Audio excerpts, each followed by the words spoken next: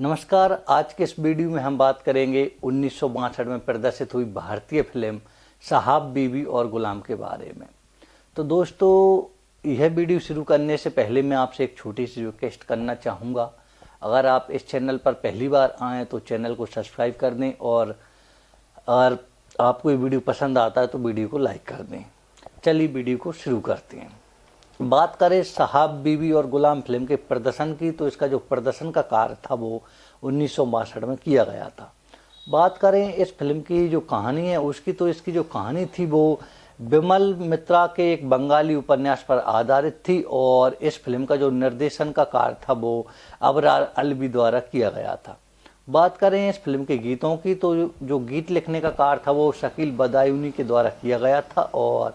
इसके जो गीत थे उन्हें संगीत देने का कार्य हेमंत कुमार के द्वारा किया गया था। बात करें इस फिल्म के गीतों को आवाज़ देने की, तो गीता दत्त, आशा भोंसले और हेमंत कुमार के द्वारा इस फिल्म के जो गीत थे उन्हें गाए गए थे। बात करें इस फिल्म के प्रमुख कलाकारों की, तो उसमें जो मुख्य रूप से थे वो मीना कुमारी, गुरुदत्त, रहमान, वहीदा रहमान, नाजिर हुसैन, धूमल, डी.के. सप्रू के द्वारा काम किया गया था। अब आते हैं इसकी कहानी पे। तो इसमें क्या है कि एक अतुल्य चक्रवर्ती नाम के व्यक्ति हैं जो कि भूतनाथ के नाम से जाने जाते हैं। एक दिन भाई एक पुरानी बिल्डिंग है जो कि पूरी तरह अब खंडर हो चुकी है, उसे गिराकर एक नई बिल्डिंग बनाने का कार्य करवा रहे हैं। परंतु उस बिल्डिंग को देखकर जो भूतनाथ हैं वे अपने अतीत में चले जाते हैं और उन्हें याद आता है कि वो कुछ समय पहले यानी कि करीब 10-20 साल पहले वो गांव से कोलकाता के लिए आए थे और अब जो खंडर हो चुकी बिल्डिंग है, इस जो एक हवेली थी, पुराने ज़माने की एक हवेली थी, उसी में आकर रहते थे। क्योंकि उनके एक दूर के बहनोई थे वो इसी हवेली में रहा करते थे, तो जो भूतनाथ हैं वे भी इसी हवेली में उनके साथ रहने लगते थे। इस हवेली के मालिक 3 व्यक्ति थे जो कि बड़े बाबू, मंझले बाबू और छोटे बाबू के नाम से जाने जाते थे। इस फिल्म में दिखाया गया है कि जो बड़े बाबू हैं उनका इंतकाल हो चुका है और अभी प्रेजेंट में जो मंझले बाबू और छोटे बाबू ही हैं, जो कि एक अय्याश किस्म के व्यक्ति थे, जिस कारण उनकी ये जो हवेली थी वह आज इस हालत में थी और इसे गिराकर एक नई बिल्डिंग का कार्य किया जा रहा था।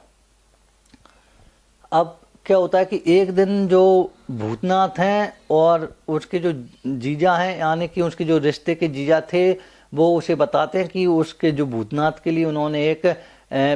सिंदूर की फैक्ट्री है जो कि मोहिनी सिंदूर नाम से सिंदूर बनाया करती है, उस फैक्ट्री में उनके लिए एक नौकरी पक्की कर ली गई है और अब वे वहाँ पे कार्य करना शुरू कर देते हैं। जो भूतनाथ हैं वे हवेली में रहते हुए देखते हैं कि जो मंझले बाबू हैं वो अपने रास रंग में डूबे रहते हैं और जो छोटे बाबू हैं वे भी अपने तांगे में बैठकर किसी वेश्या के यहाँ रंग डालियाँ मनाने के लिए चले जाते हैं। और एक दिन क्या होता है कि जो भूतनाथ हैं वे अपने जो फैक्ट्री थी जो कि मोहिनी सिंदूर नाम से थी उसके मालिक थे सुबिन्ने बाबू, उनके यहाँ एक सिंदूर के विज्ञापन के लिए एक मैटर देख रहे थे और वहाँ पे ही उनकी मुलाकात एक जावा नाम की लड़की से होती है जो कि मोहिनी फैक्ट्री के जो मालिक थे उनकी बेटी होती है। तो एक दिन वो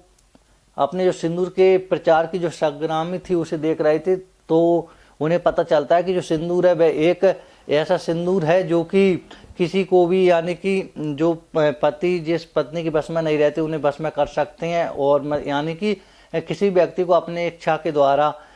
उपयोग में ले सकता है। जब इस बात का पता जो छोटे बाबू हैं हवेली के उनकी पत्नी को चलता है जो कि छोटी बहू नाम से प्रसिद्ध हैं, उन्हें चलता है, तो वह एक दिन भूतनाथ को बुलाती हैं और ये उन्हें एक खाली सिंदूर की डिब्बी देती हैं और कहती हैं कि तुम जाकर अपनी फैक्ट्री से इसमें सिंदूर भर के ले आओ जिससे मैं अपने पति को अपने बस में कर सकूं और जिससे क्या होगा कि जो छोटे बाबू हैं वो उन वेश्याओं के पास जाना बंद कर देंगे। जब जो भूतनाथ हैं वह फैक्ट्री के मालिक सुबिन्ने बाबू के पास जाते हैं और उनसे इस सिंदूर की सच्चाई पूछना चाहते हैं, तो जो सुबिन्ने बाबू हैं उन्हें वह सच्चाई नहीं बताते और कुछ टाल मटोल कर देते हैं। परंतु जो भूतनाथ हैं वह छोटी बहू से इतने संपर्क में आ गए थे कि वो उनकी बात को नहीं टालते और वो सिंदूर लाकर उन्हें दे देते हैं। इधर सिंदूर से तो कोई फायदा नहीं होता, परंतु एक घटना हो जाती है जो भूतनाथ था उनके जो जीजा थे वो एक स्वतंत्रता संग्रामी थे, और इसी बीच वो एक बम फोड़ देते हैं, जिससे जो पुलिस थी यानी कि जो अंग्रेज पुलिस थी वो पकड़ने के लिए आती है, परंतु एक गोली जो है वो भूतनाथ के पैर में लग जाती है और भूतनाथ घायल हो जाते हैं। तो जब भूतनाथ घायल हो जाते हैं तो उनकी जो जावा थी सोविन्या बाबू की लड़की, जो कि मोहिनी फैक्ट्री की मालिक थी, वह उनकी मदद करती हैं, और जब वो ठीक हो जाते हैं तो वह एक वस्तुकार के यहाँ काम करने के लिए चले जाते हैं और एक आर्किटेक्ट बन जाते हैं, और इसी तरह कुछ साल निकल जाते हैं। इधर जो छोटी बहू थी उसे सिंदूर से तो कोई फ़ायदा नहीं होता, परंतु जब वे अपने पति से बात करती है तो उसका पति कहता है कि उसे वेश्याओं के साथ समागमन करने की आदत पड़ चुकी है। अगर उसकी बीवी वेश्याओं की तरह तैयार होकर नाच गाना उनके साथ करे तो वह वेश्याओं के पास जाना छोड़ देंगे, जिससे जो छोटी बहू है वह अपने पति की बात मानती है और वेश्याओं की तरह ही तैयार होकर अपने पति को रिझाने लगती है, जिससे कुछ समय के लिए फायदा तो होता है, परंतु कुछ समय बाद जो छोटी बहू के पति हैं वह पुनः वेश्या के पास जाते हैं, और जब वे वहाँ जाते हैं तो वो देखते हैं कि उनका एक दुश्मन था जो कि उनकी पसंदीदा वेश्या के साथ था। तो जो उनका दुश्मन था वह जो छोटे बाबू हैं उन पर हमला कर देता है, जिससे छोटे बाबू अपाहिज हो जाते हैं। और जब कुछ समय बाद जो भूतनाथ हैं जब वो उस हवेली में आते हैं तो वे देखते हैं कि जो छोटी बहू है अब उसे शराब पीने की आदत पड़ चुकी है, और उनके जो छोटे बाबू हैं यानी कि छोटी बहू के पति और वे अपाहिज हो चुकी हैं। तो एक दिन जो छोटी बहू है वो भूतनाथ से कहती है कि वह उन्हें किसी सिद्ध पुरुष के पास ले चले, जिससे कि वह अपने इन हालातों को सुधार सके। तो इस बीच इसकी जो कहानी थी, मतलब जो भूतनाथ और जो छोटी बहू के बीच जो बातें हुई थी, इस बात का पता जो मंझले बाबू हैं उन्हें चल जाता है, क्योंकि मंझले बाबू का जो एक नौकर था वह उनकी बातें छुपके सुन लेता है और मंझले बाबू को बता देता है। इधर जो छोटी बहू और भूतनाथ किसी सिद्ध के पास जाने के लिए निकलते हैं तो जो मंझले बाबू हैं वे अपने गुंडे भेज देते हैं, जिससे उसके गुंडे हैं वो जो भूतनाथ हैं उन्हें काफ़ी मारपीट कर देते हैं। और जब कुछ समय बाद जो भूतनाथ हैं वो ठीक होते हैं तो उन्हें यह पता नहीं चलता कि जो छोटी बहू हैं वो कहाँ चली गई हैं, क्योंकि किसी ने भी उनके बारे में कुछ भी बातें नहीं सुनी थी। और आखिर में जो फैक्ट्री के मालिक थे सोविन्या बाबू, जब जो भूतनाथ है वो ठीक होता है तो सोविन्या बाबू से मिलने जाता है, तो वहाँ पे देखता है कि जो सोविन्या बाबू है उनकी अब मृत्यु हो चुकी है, और वहीं पे उसे यह पता चलता है कि भूतनाथ की जो पहचान जो सोविन्या बाबू की लड़की जावा से हुई थी, वह जावा उनकी असली लड़की नहीं थी। सोविन्या बाबू किसी गांव से जावा को चुरा के ले आए थे, और उसे यह बात पता चलती है कि जो जावा थी उसका 1 साल की उम्र में विवाह हो चुका था, और जिस व्यक्ति से उसका विवाह हुआ था वह भूतनाथ ही है। तो वह जावा और भूतनाथ दोनों साथ रहने लगते हैं। और अब जब कहानी वापस पुनः उन खंडरों में आती है जहाँ से कहानी इस फिल्म की शुरू हुई थी, यानी कि फ्लैशबैक ख़त्म होता है, तो भूतनाथ अपने जो कागज़ों को हैं उन्हें लेकर और एक तांगे में बैठते हैं, और वहीं पे दिखाया गया है कि जो उनकी पत्नी है जावा वह भी उनके साथ बैठी हुई है। और उन्हीं खंडरों में जो व्यक्ति कार्य कर रहे थे वो